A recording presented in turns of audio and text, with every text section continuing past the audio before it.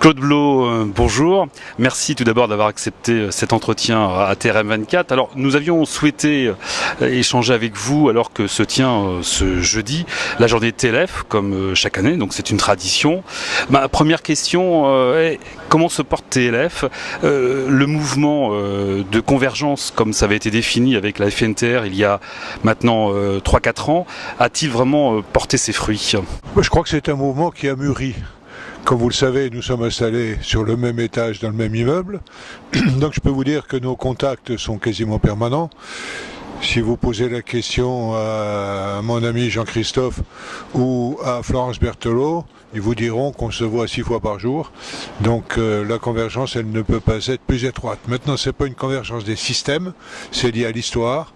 La TLF est une structure très centralisée, très pyramidale, avec beaucoup de grands groupes, même s'il y a des PME que l'on respecte et pour lesquels on essaie de travailler bien, alors que la FNTR a des structures régionales, départementales. Donc en fait, tout va très bien, on a 100% d'accord sur la plupart des sujets. Sur quelques-uns, du fait de la nature de nos adhérents, on ne peut pas être tout à fait d'accord. Alors, je rappelle que vous assumez actuellement l'intérim de la présidence de TLF depuis le départ d'IFARG, il y a tout juste 2 mois. Certains prédisent que vous allez vous représenter début janvier, donc pour la présidence de TLF. Qu'en est-il? Non, alors d'abord, je ne suis pas président par intérim, je suis président tout court, puisque j'ai été élu par mon comité de direction. Donc, je n'aime pas qu'on dise par intérim, c'est toujours un sens négatif. Ça fait beaucoup d'années que je travaille chez TLF, vous savez. Et nous avions annoncé, Yves et moi, et son départ me chagrine, et vous le savez bien, Yves c'était mon frère, c'était mon ami, nous étions, je n'allais pas dire un couple parce que les mauvais esprits vont dire autre chose, mais en fait nous étions une paire d'amis vraiment, je crois, indissociables. Il a eu un gros coup de fatigue, il a eu des problèmes familiaux, il m'a quitté. Nous avions annoncé, lui et moi, que nous partions à la fin de l'année. Donc cette position reste valable. Yves est parti un peu trop tôt. Moi j'ai annoncé que je partais à la fin de l'année. Je crois qu'il ne faut pas s'accrocher comme des anciens qui recherchent. Moi je suis déjà bien décoré, donc vous avez remarqué. Donc je cours après rien du tout. Par contre, je crois qu'il faudra faire naître des vocations parce qu'on n'a pas trouvé actuellement la relève. Donc vous ne vous représentez pas? Le problème, non, je ne me présente pas en aucun cas, mais je ne laisserai pas la clé sur la porte du camion, c'est évident. Alors, nous parlions du rapprochement avec la FNTR. Bon, vous n'allez pas vous représenter, vous nous le disiez à l'instant, mais qu'est-ce que vous souhaitez pour TLF, pour les prochains mois, pour le proche avenir? Est-ce que c'est de poursuivre cette union avec la FNTR ou alors de repartir sur de nouvelles bases? Écoutez, ça fait trop longtemps que je participe à la construction de TLF pour souhaiter que tout soit bouleversé. Par contre, il y a des trous dans nos raquettes, je le sais très bien, je connais nos faiblesses.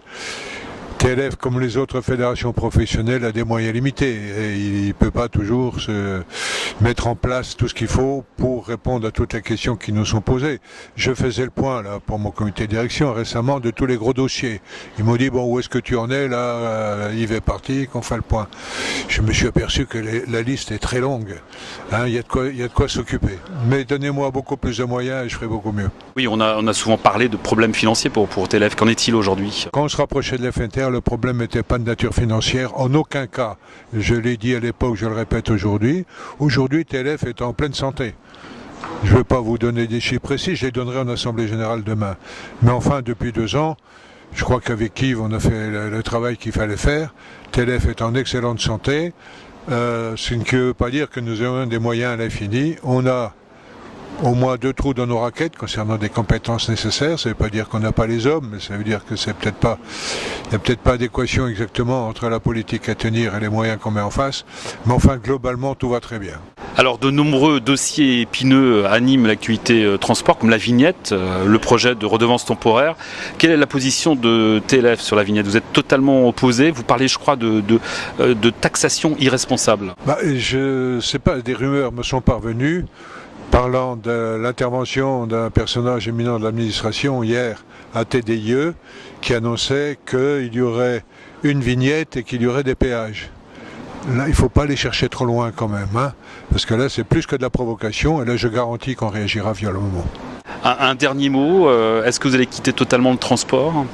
Vous savez, ça fait quand même une 50aine d'années que je travaille, hein, donc vous dire que je vais arrêter du jour au lendemain tout, mais je n'ai aucune ambition. Hein, s'il faut encore rendre quelques services moindres, hein, je les rendrai. Si c'est l'intérêt de ma profession et l'intérêt de TLF. Mais en aucun cas, je ne m'accrocherai à des postes, je chercherai... Vous savez, aujourd'hui, je pourrais avoir 25 titres de président, vice-président dans toutes les structures paritaires, etc. Vous le savez, regardez où je suis. Vous verrez que je suis très parcimonieux de mes heures de travail. Merci en tout cas, Claude Blot.